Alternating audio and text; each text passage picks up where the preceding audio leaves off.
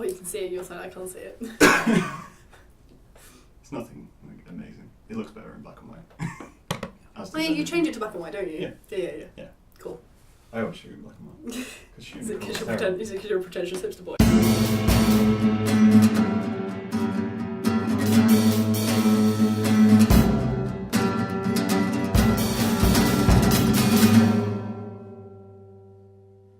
So we'll crack on. Mm-hmm. So welcome to anybody who's listening. I've got Charlotte Greenley.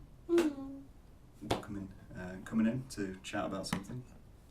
Can't quite remember, but we'll get to that in a second. Yeah, that's fine. So yeah, for anyone listening, usually it's just me, but a guest every once in a while helps liven it up a little bit. So for anyone who doesn't know, what do you do, Charlotte? Oh, I'm a substance misuse worker. Okay. Just to keep that nice or recovery worker for short. Recovery worker.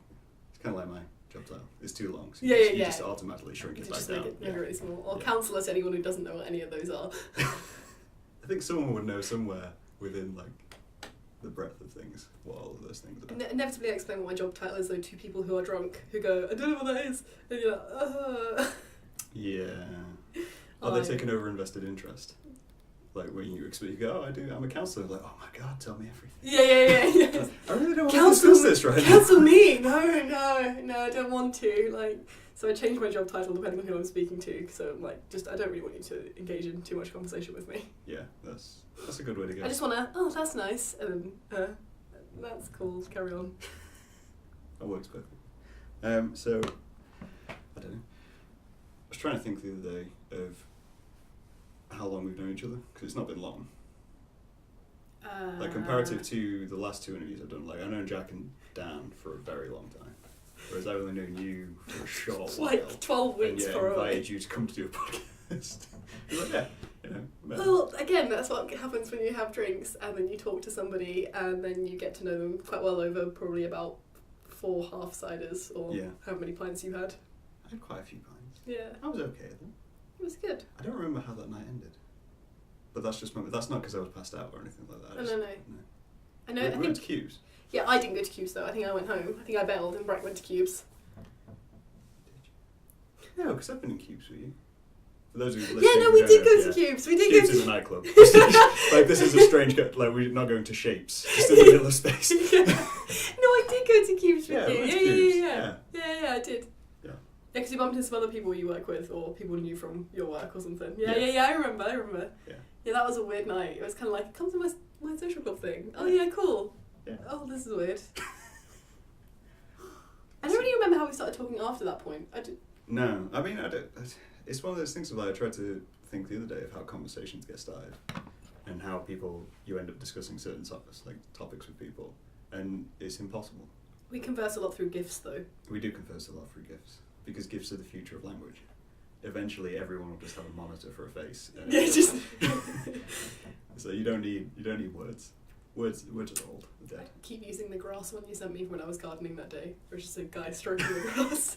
Every time someone sends me something I don't understand, I just send them a picture of this guy caressing some grass. You have creepy GIFs which get more attention than like a cute puppy.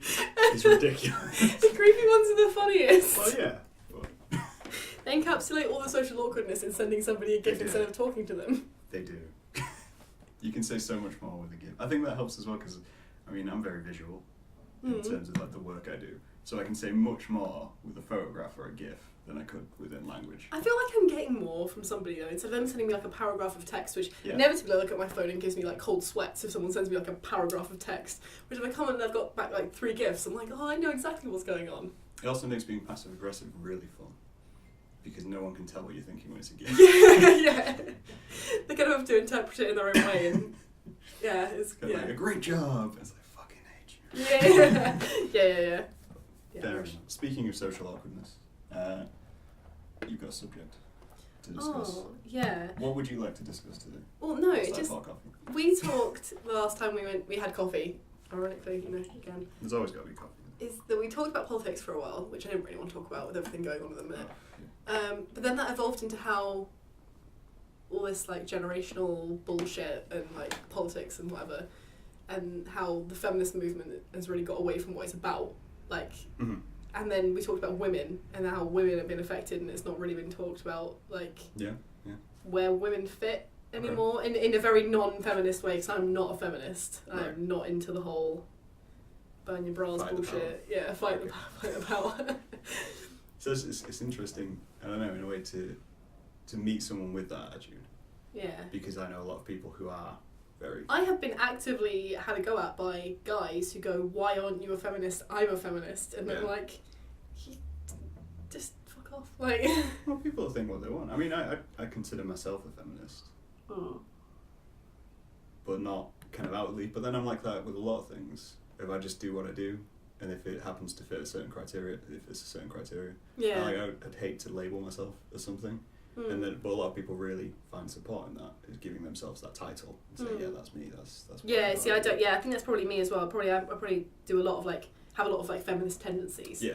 But the label's got so many horrible things now. I'm just like, yeah, I'm done. It sings with the fact that I at school was bullied quite a lot because one time, as all teenagers, one time you say one thing once and then you're labelled with that thing for the rest of your life. So we did about Industrial Revolution at school, and we talked about how the women were left to basically do a lot of the loom work in factories and stuff, and a lot of the kind of textiles based, because that was considered to be all they could really do. And I once in one class went, oh, that's a bit sexist, and then you went, oh my god, it's such a filthy femme. I got that from year 9 to year 13 of school. On my leavers shirt it says femme all over it. Yeah. Well, I think there's a lot of that in a way. I mean, I got thinking about this earlier because I was thinking about the subject of how women are interpreted or how they present themselves and that kind of thing, and I got thinking about the whole male side of it, and that's still that battle with a lot of guys to embrace homosexuality even as a subject, because it makes a lot of people uncomfortable.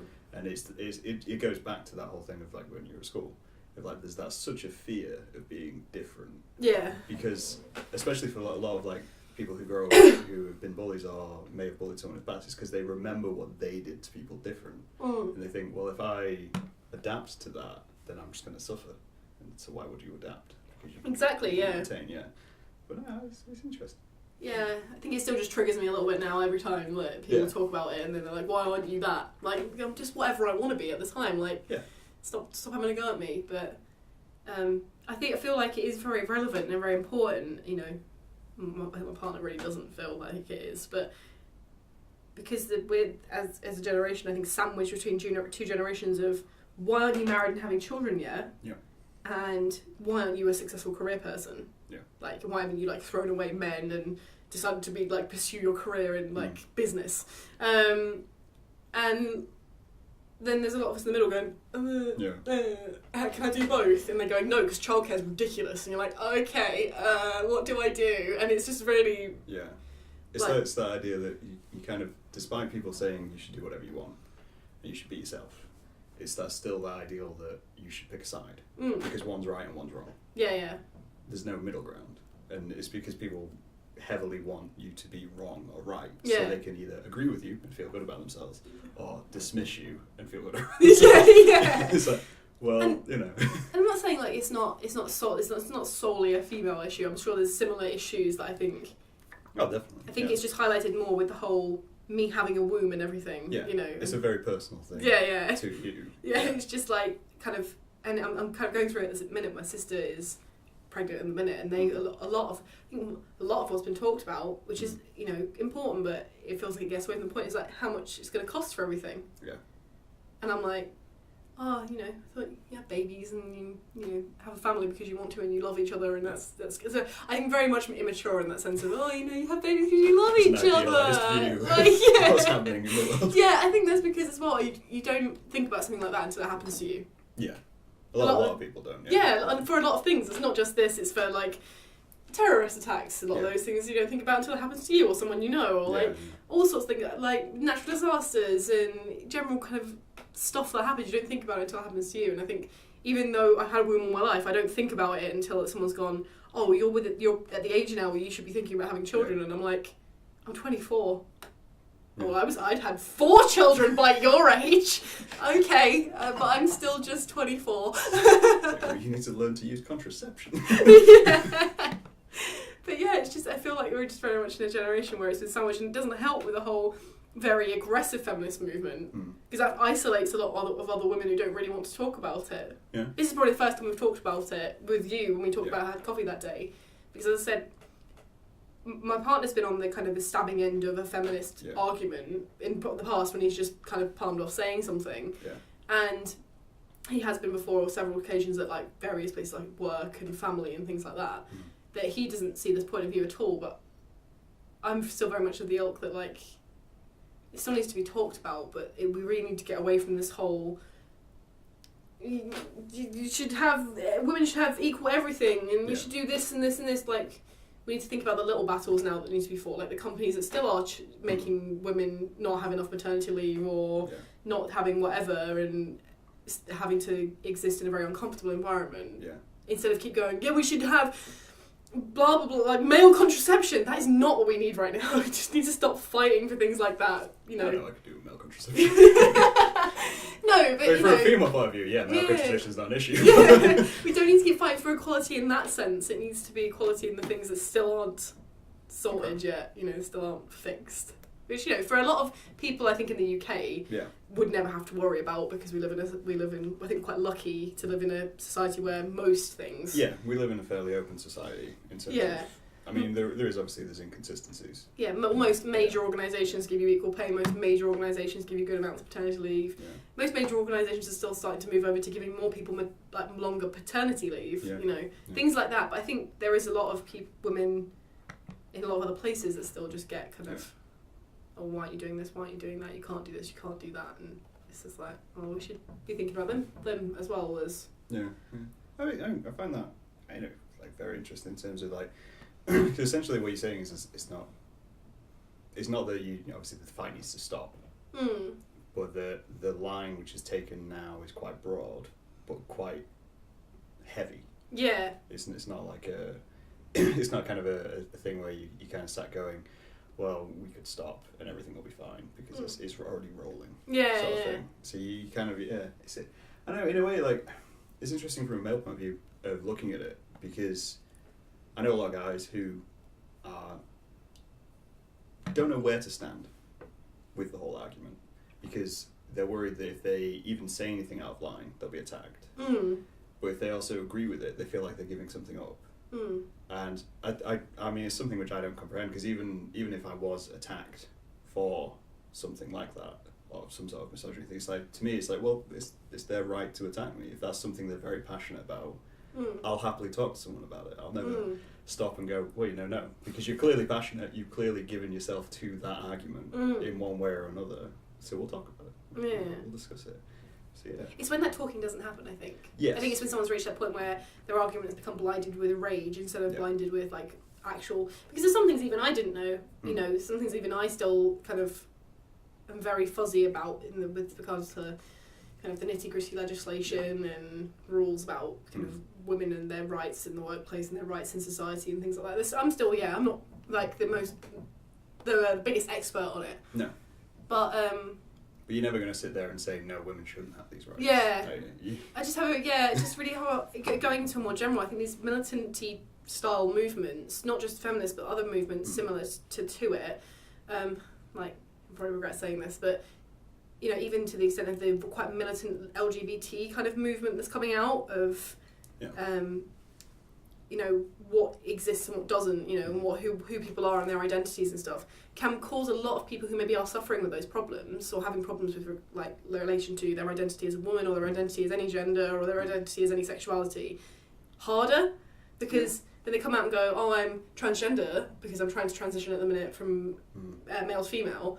Then someone goes, oh, but are you like all those people you see on the internet, like screaming down the mic on someone on YouTube, you know? And it is very heavy on these days. A lot of people do watch YouTube videos, and there's people out there going, if you don't respect that there's this person, this person, this person, this person, then you're a horrible person, and it kind of causes those people to become a lot more introverted, which isn't fair. From my point of view, it's kind of a situation where I don't necessarily think that the hard line would ever need to be stopped, but that's because I have a very hard line view when it comes to stuff like equality. Even in the sense of like being green, like the whole idea of, it's that whole thing of like, cool, so we need to recycle. so everyone should recycle. So if you don't recycle, you should get fined. That's a very hardline view of what recycling to be. And so like a lot of these things, I think, I think there's a place for hardline. But I think what the problem, not necessarily with the hardline, is with how people manage their content, because the media gets hold of it. Yeah. It's like with that whole transgender issue, it's a case of, you'll see transgender people on the TV, but those are not all the transgender people. Yeah. In the same way if you see a lot of militants on TV, and those don't represent all of that country or all of those people. Yeah. And it is that balance of trying to find a way where you can manage all content to do with something you're very passionate about.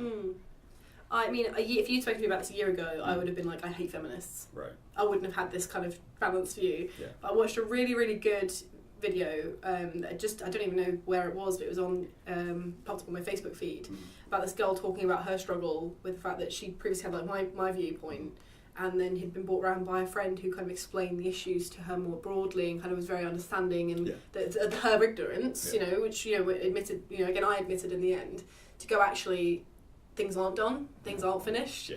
But yeah, I think if I was so easy, I like to think that I've got a fairly open mind. If I was so easily to switch to, I hate feminists, and I managed to kind of be brought around, there are probably other people out there that feel the same way.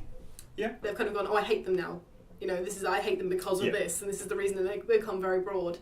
I think the hard line is becoming the main line for a lot of people, because that's what the media gets hold of. It's the visual line. It's whatever you're represented. It's well, to go back to a classic old issue of race. Oh yeah. It's that kind of thing. If you're presented a certain view and you haven't got friends who are gay and friends who are transgender, then you're never going to get a chance to have that conversation. Yeah. And it's a tough line to walk, and it's one of these things of I feel like from my side, a lot of men don't feel like can talk about it because you have to walk such a line of trying not to offend, because obviously I'm straight white male. I'm in terms of what the media, straight white male. It's like in terms of what the media represents as a transgender community or a gay community, I'm the enemy. If you were to believe BBC, I'm the hated man of the world. And previously, I feel like I got a lot of allowance for being a woman, but now I'm a straight white female, and now that's even like, no, because you've got the best of what women can have, and you're like, okay, but I've got a lot of, I met this wonderful girl at university who's a Muslim. She was amazing, outstanding, but really listening to her, kind of what she was going through is completely different to what I was going through, and like my black friends and my mixed race friends, and I was like, so much stuff going on, and I was like, I would never have thought of that because I'm a straight white female. Yeah, it's I think in a way I don't think, going back to the original thing, it's like I never feel like the argument never needs to stop. Because it will never stop. No. As long as people are people, it will never stop. So I don't think the argument needs to stop. I think it's just a case of it's accepting it from your standpoint. Yeah. It's like, I accept that I'm a straight white male. I have a very privileged life in comparison to the rest of the world. And it's sitting there and going, okay, well, as long as I don't belittle anyone using that, then that's my line. Yeah. As long as I don't go out and I don't form a company and then pay minimum wage workers and not employ transgender people and all that kind of thing. It's like, well, that's as much as I can do right now to help the situation. I think that's the same thing. Yeah, the kind of the whole kind of the being stuck, the feeling of like being trapped between two.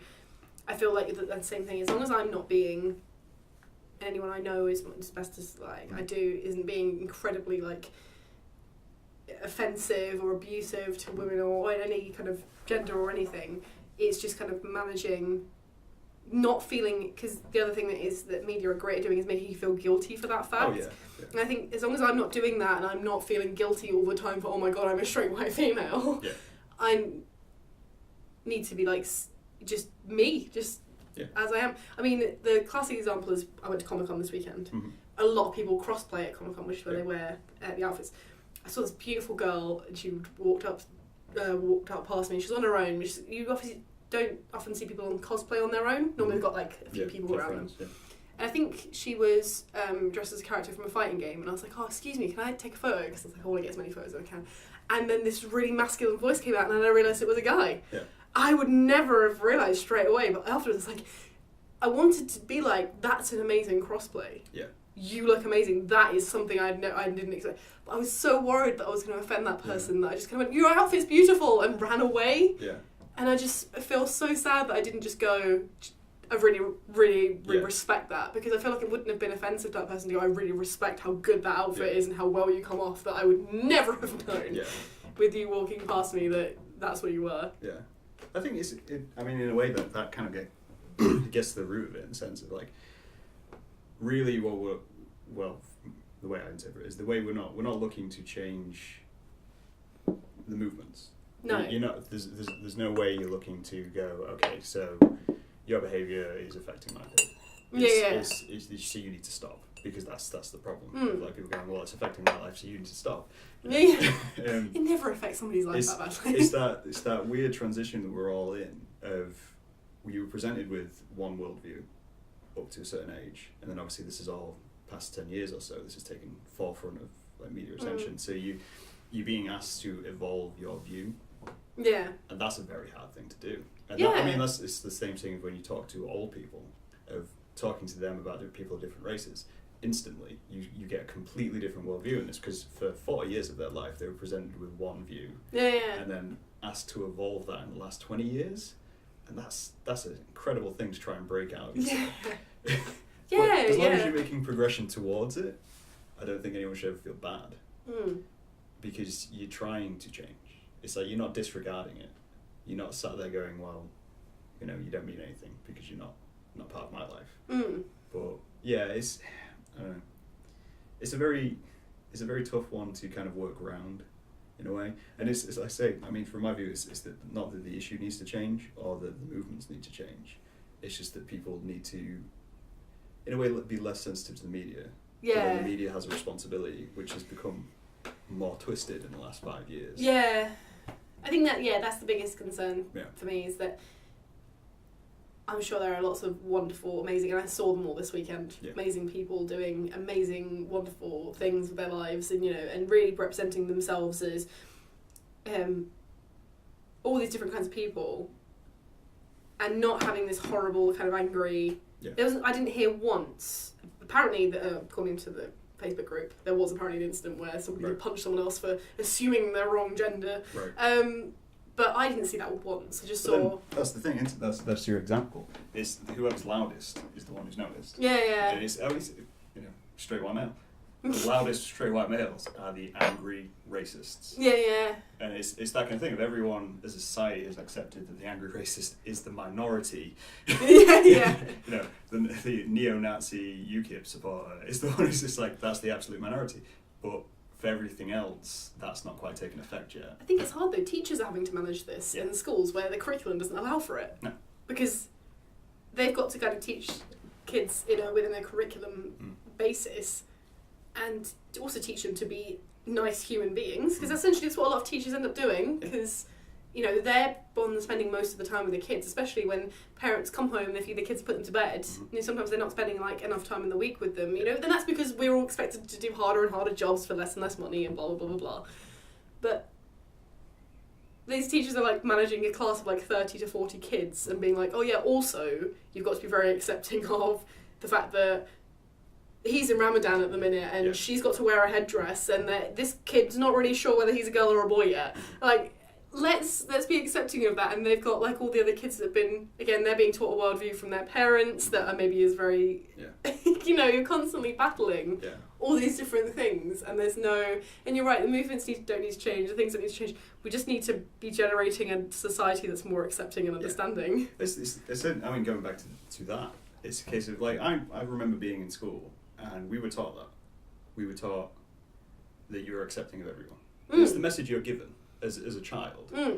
And that's been taught for the last, however old am I? I'm 27. And that was still being, That's there. But clearly that's not working. Because we're still where we are, kind of thing. So it's so really from that view, that needs to change as well. It's you need a better way of teaching people. The best show I ever think, the best show ever made was Hey Arthur.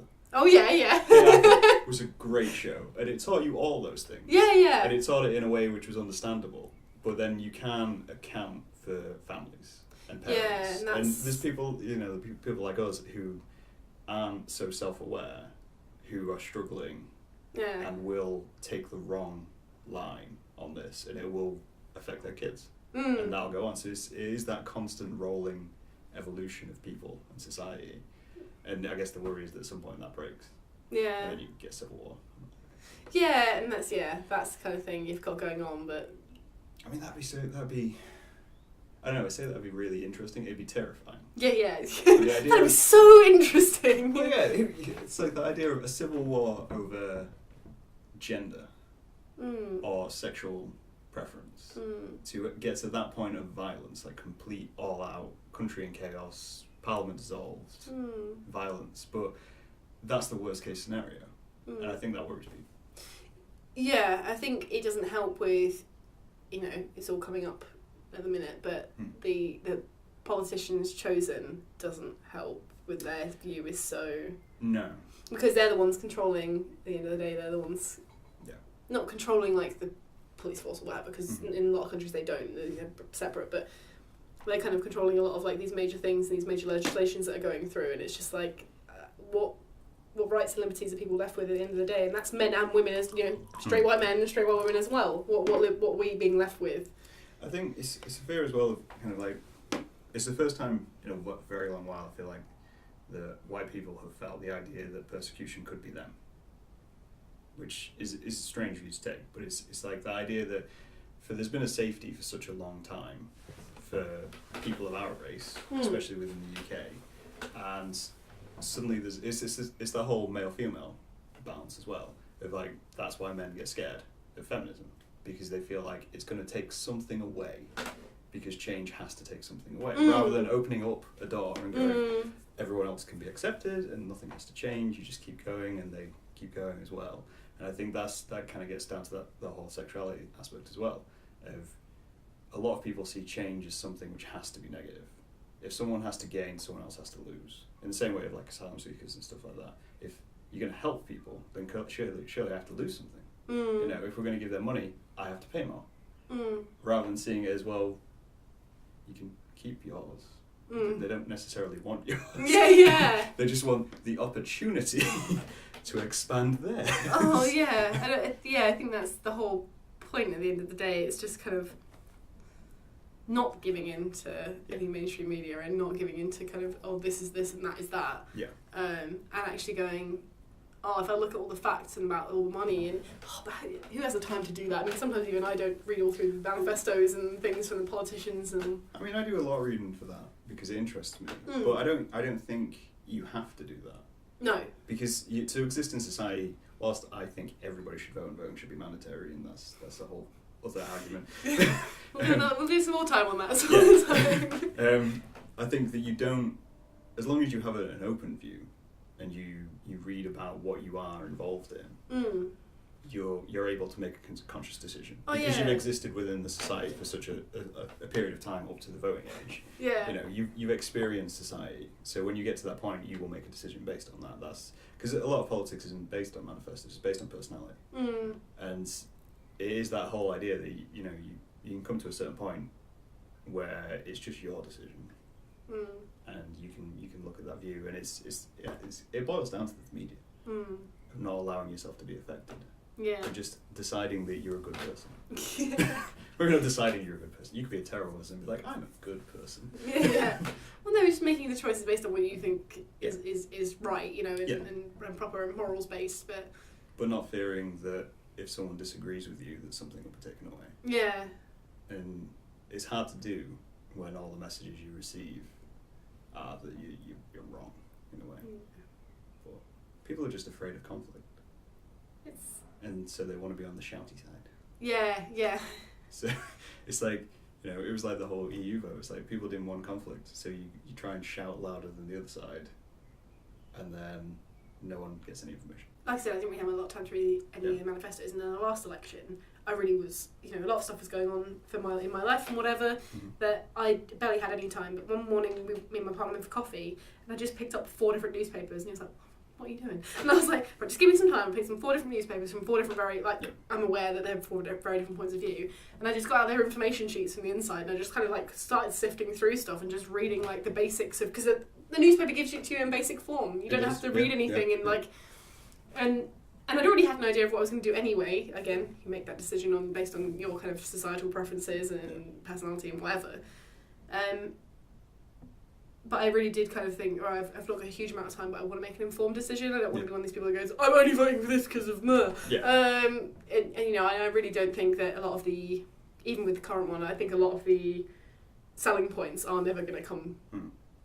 Never come to fruition. No. I think a lot of people leave out there. I mean, like talking to me and my brother, we're both likely going to vote Labour. Yeah. But for very different reasons. And I think it's the ideal that you can kind of sit there and go, I'm going to make this decision, I want it to be slightly informed.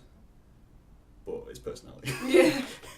Me and my partner don't talk about who we vote for. Yeah. That is definitely, my mum never ever told us who she voted for when we went to she always used to take me, because I was a bit younger than my brother and my sister, to the polling station, and I come out and I go, did you vote for, so, I know his last name's Hague. Is it William Hague? He used to be the Conservative, the bald guy. Yeah. He's now one of our ministers or something. Yeah. He ran for it years and years ago, and I remember at the time watching him on TV and it being so compelling to listen to him. I was like, Mum, did you vote for that guy? Like, I was probably about 8 years old. Like, did you vote for that guy? Did you vote for that guy? She's like, we don't discuss who we vote for in this house because everyone has to just be very, accepting and understand. And I thought it was really good. Yeah. So my friends talk about it quite a lot, and I think sometimes I do think about doing a bit of digging to find out who I voted for, and I'm just like, I don't talk about it. Yeah. The only person I told was my best friend Nicole. I told her because she was, bless her, I think she was just concerned she'd made a bad choice when she did a lot of people do that. Yeah. And I think she was like, I did a lot of I watched a lot of the debates and stuff, but I feel like I'm not, everyone keeps talking about the fact that they think I made the wrong decision, and I was like, that's why I don't tell anyone, for one, so I never have that conflict. Yeah. I said, but I talked to her about who I voted for and what I did and whatever, and she was like, oh okay. And I think it settled her mind a bit, and then me and my partner didn't really talk about it, and I just said, it saves any arguments, it saves anyone being affected by the other one's opinion, and I mean he's come out in this one and been like, I'm voting Labour, and I'm like, okay, that's nice, I think a part of him does wish I'd turn around and go, yeah, I'm doing that too. But I was like, I've still not decided, and I won't decide until my pencil hits that page on the day, because everything comes out, especially with this one. Yeah. So much has happened. Just I don't know. I mean, it is that kind of balance. I know a lot of people they take it as the opportunity again to be right. If you declare one evil and declare one good, then you kind of... Because you're in the right or you're in the wrong. Yeah. And it's not that simple. And I mean, I've got friends who voted Conservative last 2 elections. Yeah. I know they voted Conservative. We've discussed at length them voting Conservative and why I thought that was a bad decision and why they think mine's a bad decision. And it's just as long as you're open to that conversation and you're not going to sit there at the end and be like, you're a fucking moron. Yeah. No one's going to come out of it. So you vote for what you vote for. I've had a friend who didn't vote at all in the last kind of elections that I've known him for. Yeah. And I remember he, even from me to start with, got quite a, what are you playing at? You idiot. You're wasting your vote, blah, blah, blah, blah. And said, spoil it if you don't, I used to do a lot of debating at school. Yeah. And I did this thing called Model United Nations, which was you formed the basis of the United Nations and you just debated things. Mm-hmm. The point I'm trying to get at is that you could always abstain from a vote, and that had so much meaning from your country's perspective. Yeah. I was like, I'm actually going to abstain from this. Even now, when the UN votes, if people abstain from it, everyone's like, oh my god, why? Yes. Well, what have you done that for? That kind of gets to, what I was saying, glanced at earlier, I think voting should be mandatory. But I think there should be an option on every ballot, which is a case of no confidence. Yeah, so it's I don't agree with any of these parties, this is a vote of no confidence. And if voting was mandatory and enough of the country went, that's a vote of no confidence, that should reset parties. Because it goes, well, you've clearly not made your argument. Yeah. Or there's not enough people who agree, so there's got to be something else. You've got to change your It's like the creation of the Monster Raving Loony Party, wasn't it? Yeah. Where it was just, it doesn't matter. Yeah, we don't. We're going to do whatever we want. My mum said that she was kind of very aware when that election was going on, when they nearly got, kind of a lot of votes. And she said it was terrifying to think of. She went, but that showed those votes showed how many people in the country were just not happy. Well, that's essentially how UKIP started, and yet because they took a political line with it, and they managed to find something which they could latch onto, they found a scapegoat, and then people obviously voted for them. Yeah. Paul Nuttall. And it's just that kind of. That you're right. I think, and then he's now turned around the one that didn't vote and said, "Actually, I'm considering this one to vote in this one." And I was like, "That shows how, for my head, that shows how important this one is. Must be that he's considering like it is for someone who has never voted. It seems like a lot of effort to vote. And if he's going, "Yeah, I'm going to vote in this one," you're like, "Oh, okay." I think again, it goes back to being a kid. When you're a kid, you're told voting is important, but you're not told how important it is. And then the problem with that is you have a lot of parents who don't vote or don't believe in voting. I mean, my parents don't vote. Drives me nuts. And you kind of that thing of like, yeah, you told it, but it's never really focused on of how much effect that could have, because you're a kid and you don't deal with it for 18 years or however long you need. And yeah, it's trying to make that transition, but it's strange because our generation, even if they start teaching kids correctly about everything, about feminism and transgender and politics, it's not going to affect a generation. We're not going to see it. Yeah, it's not going to affect a generation for probably 40 years. Yeah, but it's being able to sit there and go, well, I agree that should be started anyway. Yeah, because one day. Yeah, I mean, this was the argument I was having with my brother of why we're voting Labour, and the main thing we disagree on is Trident. Right. Okay. Okay. Nuclear arms thing. Yeah. I think we should get rid of Trident. He thinks we should keep. Okay. Yeah. That's the balance of the situation, but that breaks down to he sees it as an idealised worldview, and that nobody's going to get rid of nuclear weapons, so we need it because it's a terror.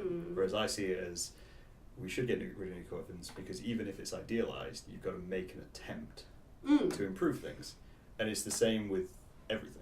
The basically thing used to do with the United Nations. We went in and they used to say, right, there's no budget limit. So like if you want to suggest like a stupid thing to do, like suggest it.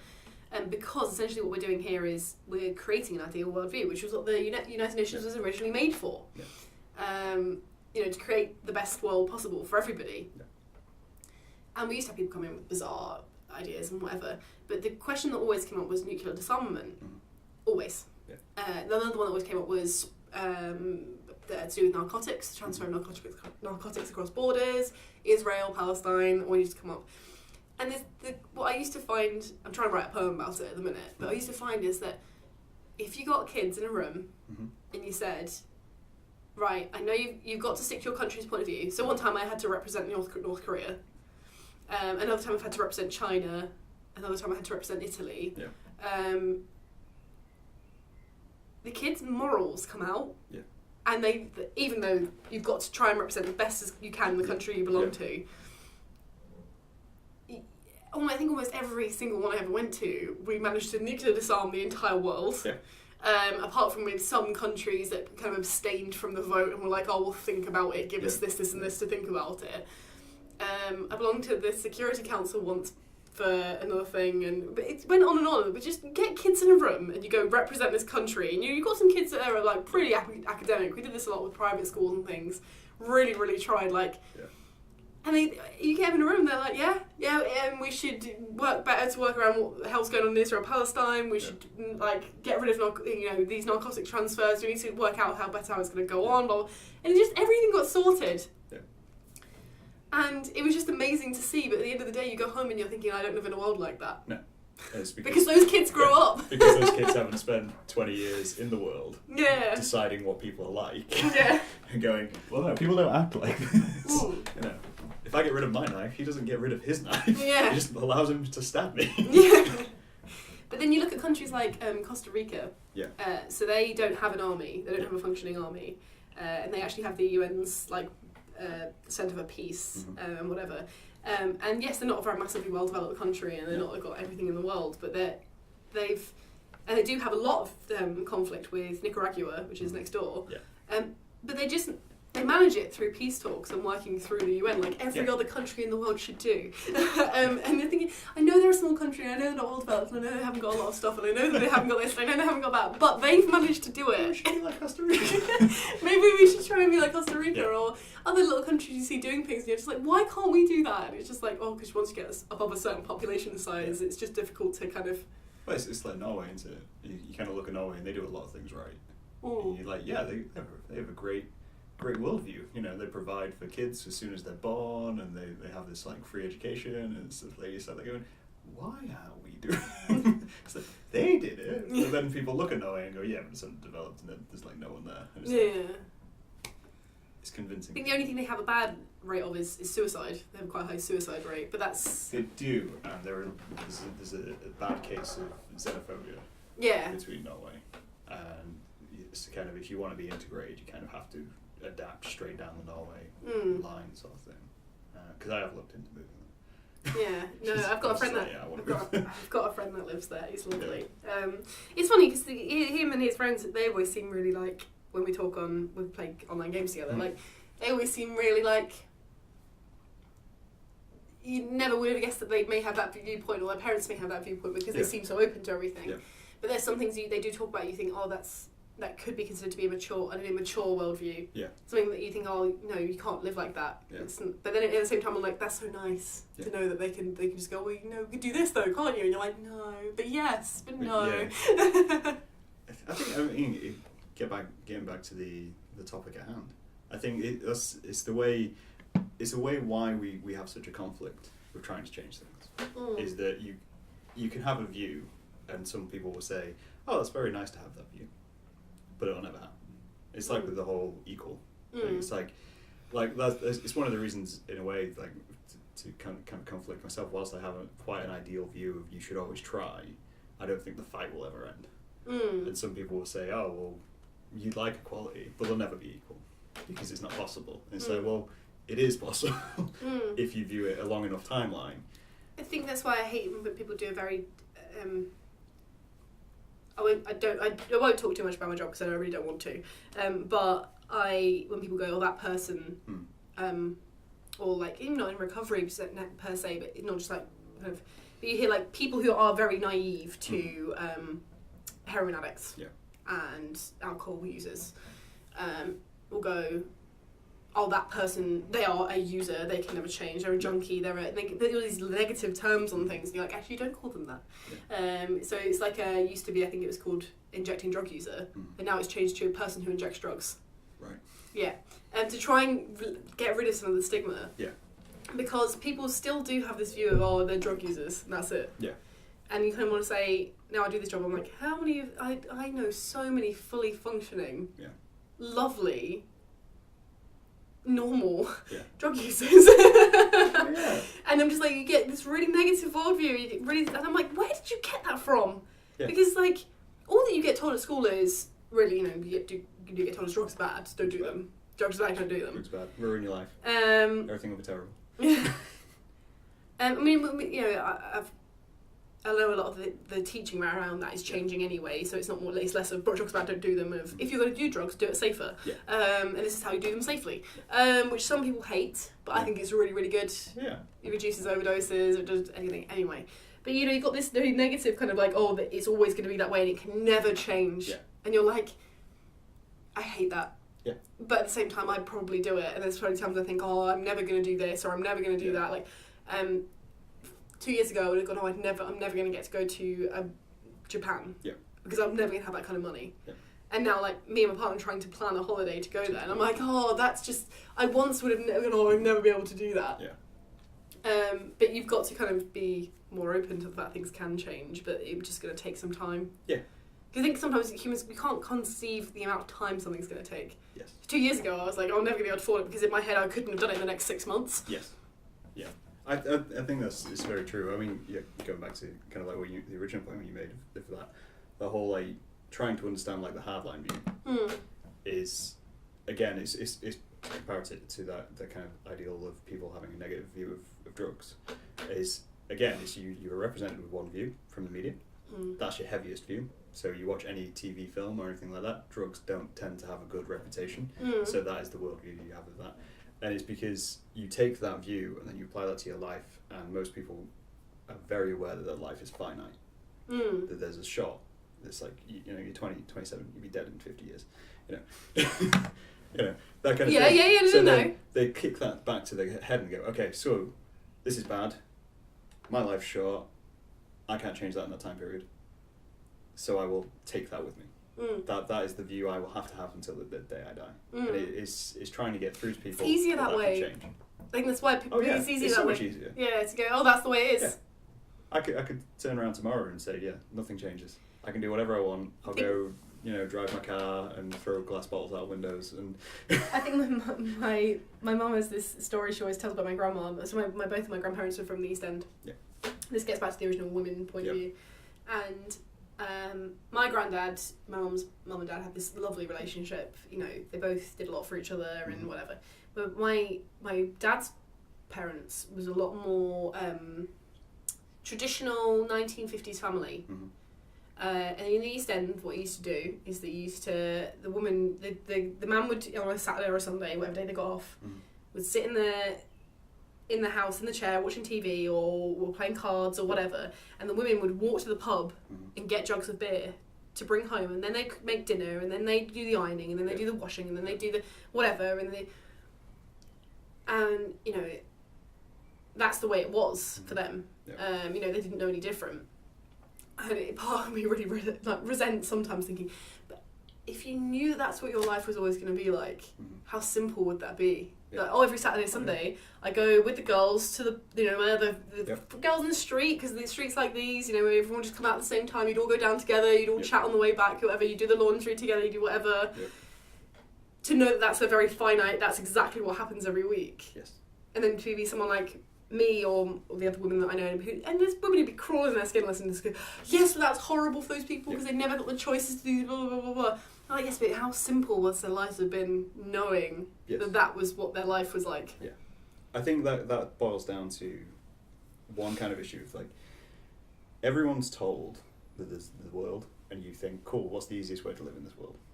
So regardless of whether it would put full restraints on you, it's like that whole life. It's like, yes, that's a very simple way of living that life. It's a very simple way of approaching life. You could do that. You know, you could go. Your husband could go to work. You could go work in the kitchen. You could make a dinner. You'd have a nice life together, and life would roll on. But you would have no opportunity to do anything else. Yeah. And that's the kind of thing. And people clasp onto it and go, yeah, but that'd be great. That'd be this perfect little Pleasantville. But what if I didn't want to do that one day? Yeah, exactly. You know, I'm going to live to how old? And I have to do that every day, and then that kind of sets in, and then that kind of corrupts people. Obviously, what's changed the entire viewpoint. And it's that, but then the alternative side of that is that people are taught now that that change just happens. That you just do things. It's hope and change. That's the rules. You know, you hope, and then things change. You know, you put positive vibes into the world, and things change. And they forget that there's struggle in the middle. And that's the kind of thing of, I don't think kids are taught that struggle is part of life. Yeah, and I think there's a lot of generation. I mean, our generation wasn't told it. No. We were living in, you know, the early 90s, and it was like, everything's great. We've come out of a boom. You know, the world carries on. And I think a lot of people kind of get that and go, oh, well, what's the struggle? I don't like struggle. Maybe I can do simple again. Yeah. And it is that fight. I had a friend of mine yesterday say, you know, no one our age can afford to buy a house at our age. And I was like, that's not true. No. And he was like, I think it is. And I was like, my cousin bought her first house at, I know, 19 years old because she'd worked. Yes. From the age of, like, 13, 14 to the age of 19. And she basically not had a life in that time. Yeah. Because she had worked hard. You work your life and then you buy a house. Yeah. You know, and she's had a lot of transition along the way. You know, things have changed a lot since then and now. But she's really, like, stable. And I said, so putting a sweeping worldview of you cannot afford to buy a house at our age is ridiculous. Yeah. Because then what you're doing is putting a cap on it. Yeah. Oh, I'm okay, I'm in a place that I can be right now because I can't afford these things. You put like that. Yeah. I can't afford that. And you're like, but you can. Like, you could, if you really like, and that's the struggle, and that's the struggle aspect. That is, saying I can't have a holiday this year, I can't travel to see my family and friends all the time. You know, for me and my partner, we've got to travel quite a long way. Okay, I can't travel, they'll have to come and see me for a bit because I need to save money for petrol, I need to do this, I need to do that. And then saying, right, okay, well, actually I do want to spend my money, so what am I going to have to sacrifice for that? Okay, I'm going to have to take an extra 2 or 3 months to save up the money to do that thing. And I think that to go back to the kind of the original line, I think that's where a lot of anger comes from. A lot of like hard line on anything is because there's this realization there's a struggle in the middle, and rather than it being that we're going to have to sacrifice something or it'll take time, they don't want to put that time in. So if we just keep yelling, because life is finite and you think I'm wasting my time. Yeah. So it is this nasty like cloud of you being presented with one worldview from media. Media's everywhere because that's our society, and then you're worried that you're going to die.